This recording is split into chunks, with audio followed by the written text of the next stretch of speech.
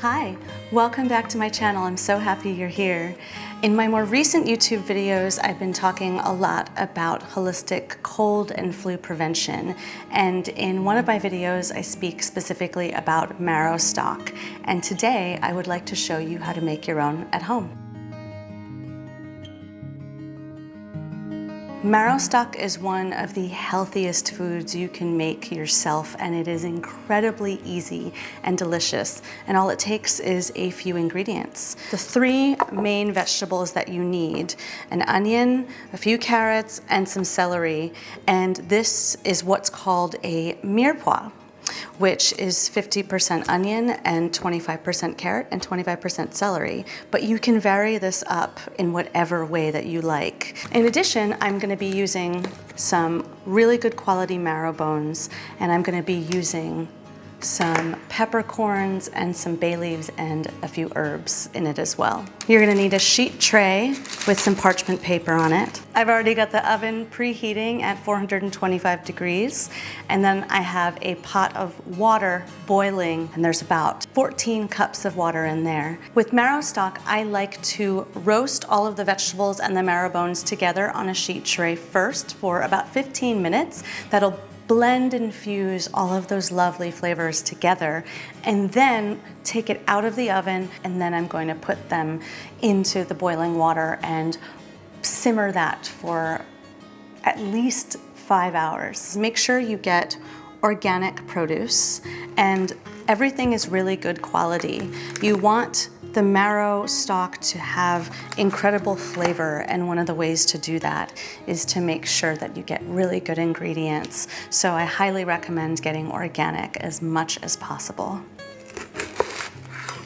For those of you who don't know me, my name is Kiele JAEL, and I'm a nutritional wellness chef and a sensuality coach for women. And my mission is through these videos to help you focus on self-love through holistic nutrition, cooking, and sensual nourishment, so you can own your own wellness.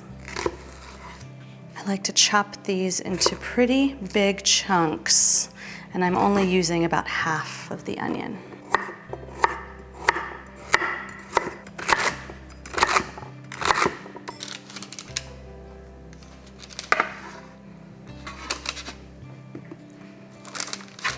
Since I'm really prone to getting colds and flus very easily, and my lungs are really my weakest organ, I'm focusing heavily on foods and herbs that prevent cold and flu and really help with lung health.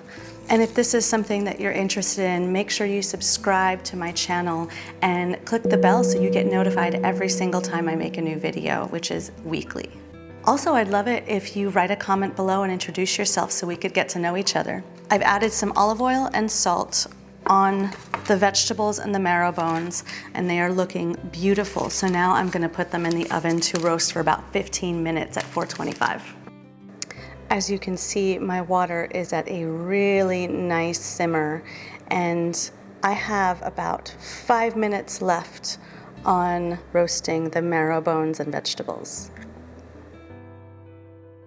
So the bones and vegetables were inside the oven for about 15 minutes, and they are looking nice and moisturized, and you have a little bit of that blood coming off of the top of the marrow. And so now I'm gonna put this inside of the pot of water, along with about a tablespoon of vinegar, some black peppercorns, this is about a teaspoon, and some bay leaves. So now I'm submerging the vegetables and the marrow bones in this water. It's about a little over 12 cups of filtered water. The water you use also really matters. If you're using tap water, make sure you filter it before you use it. The more you think about the quality of the water and the quality of the ingredients that you use, it's gonna taste even better. I keep these in big chunks because when I strain it, it'll make it much easier to get all of the pieces out. And then now I'm gonna put in the vinegar, the black peppercorns, and the bay leaves. And I'm gonna add in 2 heaping pinches of salt and mix it all together.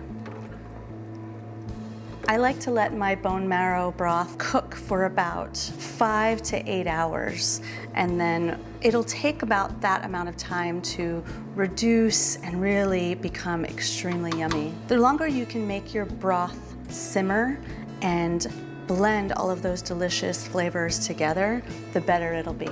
This is one of the dishes I like to start in the morning and just let cook all day because it fills the house with this intense, delicious aroma that will just make you feel so warm and nourished inside. Now you can let this simmer to up to 24 hours, but I would just take extreme precaution and be careful if you do so. Alternatively, you can cook this in a slow cooker as well. It's really up to you if you have a slow cooker. I don't have a slow cooker and I prefer to do this on my stove. It'll take the same amount of time in a slow cooker as well as on your stovetop. I'm gonna cover it slightly ajar and increase the heat again so it comes back up to a boil and then reduce it to a rolling simmer.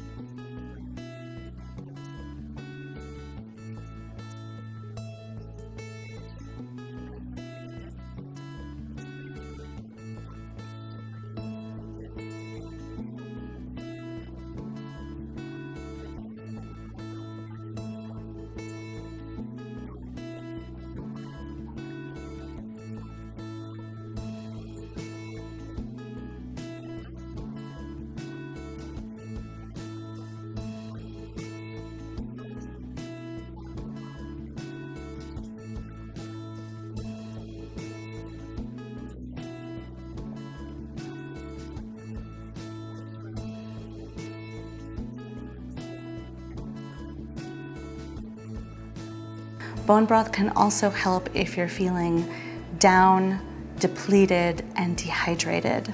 Once your bone broth looks and tastes delicious, remove the pot from the heat and let it cool.